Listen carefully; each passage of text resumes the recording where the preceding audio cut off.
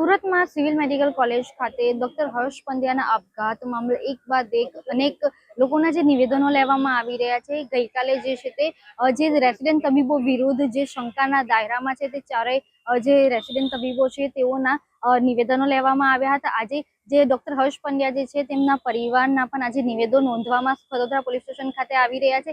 જે હર્ષ પંડ્યા જે હતા, જે મૃતક, તેમના પિતા સહિત તેમના પરિવારના સભ્યો તેમજ તેમના એડવોકેટ આજે ખતોદરા પોલીસ સ્ટેશન પહોંચ્યા છે અને તેઓના નિવેદન લેવામાં આવી રહ્યા છે અને તેઓ દ્વારા સખત માંગ કરવામાં આવી છે કે તેમના દીકરાએ જે આ પગલું ભર્યું છે, જે અન્ય વિદ્યાર્થી ન ભરે તે માટે જે જવાબદાર જે રેસિડેન્ટ તબીબો છે તે લોકોના વિરુદ્ધ કાયદેસરની કાર્યવાહી કરવામાં આવે, તો તેઓ વિરુદ્ધ દુષ્પ્રેરણની કલમો સહિતના ગુનાઓ નોંધવામાં આવે અને તેમના દીકરાને જે ચોક્કસથી ન્યાય આપવામાં આવે તેવી પણ તેમના પરિવાર દ્વારા સખત માંગ કરવામાં આવી રહી છે।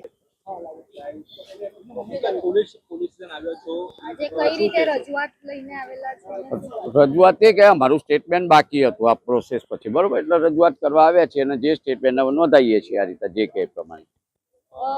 જે આપણા દીકરાએ જે આપઘાત કર્યો છે એના બાબતે કોણ જવાબદાર છે અને શું કઈ રીતે ફરિયાદ આગળ કરવાના છે? મારા દીકરાએ આપઘાત કર્યો એના માટે આ વિભાગ, માઇક્રોબાયોલોજી વિભાગ, કોલેજના સત્તાવાળો અને એન્ટી રેગિંગ કમિટી પાછળથી, કારણ કે મરેલાને માર્યો છે એટલે એન્ટી રેગિંગ કમિટી પણ આના માટે જવાબદાર છે અને એમની સામે સખતમાં સખત કાર્યવાહી થવી જોઈએ। આજે આપ પોલીસ સ્ટેશન આવેલા છો, પોલીસ તરફથી શું કહેવામાં આવે? પોલીસ તરફથી એમને કીધું તમે નિવેદન આપી દો, લેખિતમાં નિવેદન લેવાનું છે। દુષ્કર્મની કોઈ ફરિયાદ એટલે મેં ચર્ચા કરી, એમને કીધું ને કે ભાઈ એન્ટી રેગિંગ કમિટીએ જે અમને કીધું છે અમે કલમો મારી છે, હવે આ કલમોમાં તો ક્યાંય રેગિંગ જેવું આવતું જ નથી।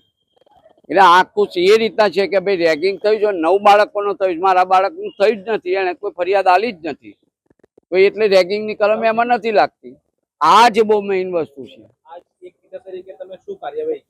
ઈચ્છું છું કે પ્રોપર ન્યાય તપાસ થાય નહીં યાર, કારણ કે મારો બાળક ભલે જો પણ બીજો કોઈ ના જાય। જે આ જે રેગિંગની ઘટના છે અગાઉ પણ સિવિલ હોસ્પિટલમાં બીજા વિદ્યાર્થીઓ સાથે પણ થઈ હતી અને એ લોકોના પણ આપઘાતના કિસ્સા સામે આવ્યા હતા, તો હવે આપણે કઈ રીતે કાર્યવાહી કરવાની? મેં કીધું તો ખરું મેડમ કે છેલ્લા 5 થી 7 વર્ષમાં આ સાતમો કે છઠ્ઠો આઘાત છે અને છેલ્લા 2 મહિનાની છેલ્લા 6 મહિનામાં બીજો આત્મહત્યાનો પ્રયાસ છે અને ફક્ત ને ફક્ત મેડિકલ કોલેજ સુરત ના જ આ રેકોર્ડ છે। એટલે એનો અર્થ એ થયો કે આજથી જે 5 છોકરાઓમાં પહેલામાં ના તપાસ થઈ, બીજામાં ના થઈ, ત્રીજામાં ના થઈ, ચોથામાં ના થઈ, 5મામાં પણ નથી જ થઈ રહી એ સાબિત થાય છે। કાર્યવાહી આરોગ્ય એટલે જે માઇક્રોબાયોલોજી ડિપાર્ટમેન્ટ, કોલેજના સત્તાવાળાઓ અને એન્ટી રેગિંગ કમિટી, 3 સામે સખત ફોજદારી કાર્યવાહી થવી જોઈએ, કારણ કે આ 3 જ જવાબદાર છે।